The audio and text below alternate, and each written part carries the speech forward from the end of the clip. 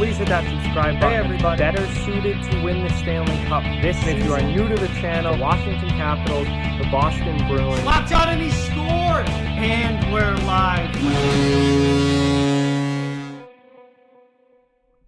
Hey everybody, so we have a couple more restricted free agent signings to talk about. The first being Max Domi, recently traded to the Columbus Blue Jackets, signing with Columbus. And the second, Jesse Puljujarvi and the Edmonton Oilers have agreed to a new deal as well. So before we fully get into this, I just ask that you please subscribe if you are new and hit that thumbs up button if you haven't yet. Both of those things help out a lot and are very, very much appreciated. But let's start with Max Domi. This is obviously the bigger deal here. He signs a 2-year contract with the Columbus Blue Jackets, who was just traded to the other day, at $5.3 million per season, so a little over $5 million a year for Domi. We talked about him a lot in the trade video when he was traded for Josh Anderson.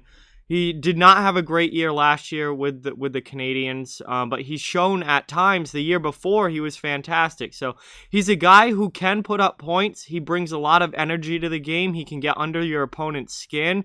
He's not afraid to play physically. He brings a lot of elements to the table. He's also still fairly young, in his mid-20s, and someone who, obviously it was a big deal for the Blue Jackets to go out and get Max Domi.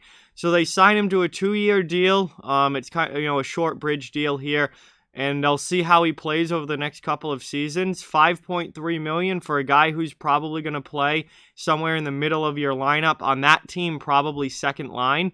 That's not bad. And, for a team like Columbus that needs offense, that needs scoring, that really could use a guy like Max Domi, this is not a bad contract for them. And if it doesn't work out, they can move on from him in a couple of years. If it does work, then in a couple years, he can go out and get a long-term contract from Columbus or someone else and really, make some big-time money. So Domi, his career continues to kind of be a roller coaster a little bit. Some really good years, some really not so good years. He's obviously still very much valued as a player and a guy that teams do want. And this deal is giving him another couple seasons to really prove himself and show everyone the player that he can be. And it certainly helps the Columbus Blue Jackets a lot to have a guy like Max Domi in the lineup. Just everything he brings to the table. Hopefully he has a good couple of seasons and can really, thrive in Columbus. The other contract I would need to talk about is Jesse Puljujarvi with the Edmonton Oilers. So obviously, Puljujarvi and the Oilers have a very interesting history. He was a very high draft pick, 4th overall, I believe. Hasn't really panned out to this point. Him and the team have kind of had their differences. Puljujarvi's not been happy that he hasn't been given what he thinks is a fair chance at the NHL. The team says you're not ready yet, you haven't produced, you're not just going to be handed an NHL spot. Puljujarvi spent last year over in Europe. He was absolutely lit it up over in Europe, played really, really well.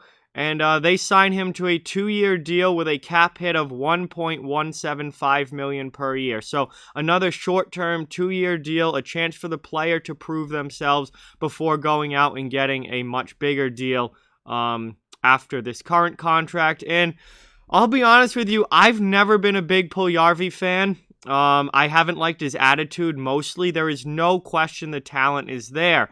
But I haven't liked the way Puljujarvi has kind of acted like a spoiled brat at times. And he's almost expected the NHL just to be handed to him because he was such a high draft pick. Even though he has, 37 career points, he hasn't produced at the NHL level.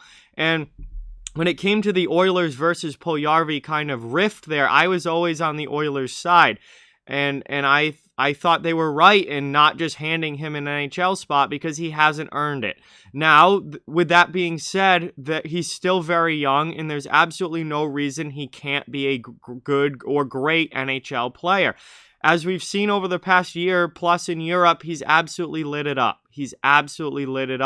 He's been a tremendous goal scorer, tons of point production. They need to get that out of him at the NHL level now. I hope that the Jesse Puljujarvi that comes back to the Edmonton Oilers is a better Jesse Puljujarvi that left the Oilers. With all these problems going on between them and the team. I commend the Oilers for not giving up on him. It would have been very, very easy for them to just dump him off in a trade. He obviously still has trade value because of the talent level that's there.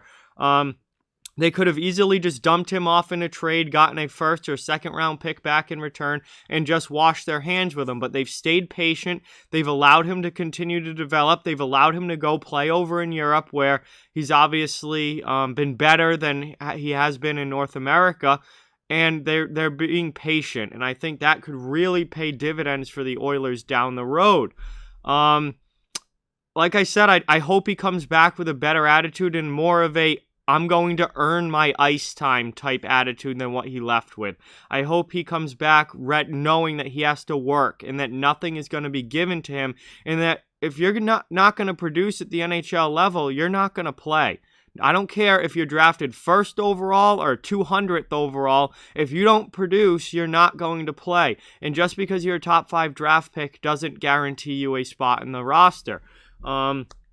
So I'm really interested to see what he looks like coming back now to the Oilers. And it'll be interesting to see, does he earn a top 6 spot in that Oilers lineup? And if he does, because there is no question that the talent is there with Jesse Puljujarvi, if he does come back a changed player and a much better NHL player, which I think there's a good chance he will, watch out for Edmonton offensively, because this is an area where they needed help. They needed to get some people around McDavid and Draisaitl who can score and who can produce high numbers offensively. They really don't have a lot of that right now. They're relying on guys like a washed-up James Neal and Zach Kassian to be offensive producers, and that's not their strong suits at this point. So if they can get Puljujarvi to come back and be a 30-goal scorer at the NHL level, or even a 40-goal scorer at the NHL level, look out, because you also have Kyler Yamamoto, who had a very good season last year and looks like he has a lot of promise and potential. You've got some other younger scoring type players coming up. Tyler Benson comes to mind, who could eventually really play a big role on this Oilers team. If you can get Jesse Puljujarvi to produce at the NHL level as a scorer, Edmonton's secondary scoring issue is going to be a thing of the past. And this is going to be really, really interesting to see what he looks like. It's a short-term deal, a very low cap hit. No risk here if you're the Oilers. He still has trade value if it really doesn't work out and he looks bad. He still has plenty of trade value just because of the talent level. It's going to be interesting to see what happens here.